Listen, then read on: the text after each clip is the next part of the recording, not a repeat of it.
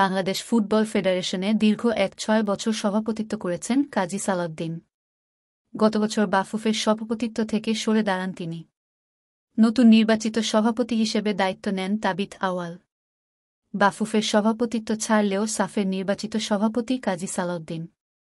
সাফের সভাপতি হিসেবে আজ বাংলাদেশ ফুটবল ফেডারেশনে এসেছিলেন সালাউদ্দিন। সেখানেই কথা বলেছেন হামজার বিষয়ে। বাংলাদেশি বংশোদ্ভূত ইংল্যান্ডের ফুটবলার হামজা চৌধুরী। তাকে বাংলাদেশের হয়ে খেলার প্রক্রিয়া শুরু হয়েছিল কাজী সালাউদ্দিন সভাপতি থাকাকালীন সময় থেকেই। সেটা বাস্তবায়ন হয়েছে নতুন সভাপতি দায়িত্ব নেওয়ার পর। হামজার বাংলাদেশে খেলতে আসা দেশের ফুটবলের জন্য ইতিবাচক বলে জানিয়েছেন সালাউদ্দিন। তিনি বলেন, এটা বাংলাদেশের জন্য খুবই ভালো খবর এবং আমার মনে হয় এটা ইফেক্টিভ হবে।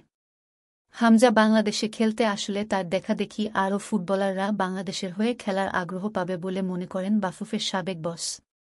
তিনি বলেন, আশা করি হামজা আসলে আরও যদি কোনো বাংলাদেশি প্রবাসী ফুটবলার থাকে তারাও আসতে অনুপ্রেরণা পাবে যে হামজা যখন গেছে আমরাও যাই। এটা খুবই পজিটিভ সাইন।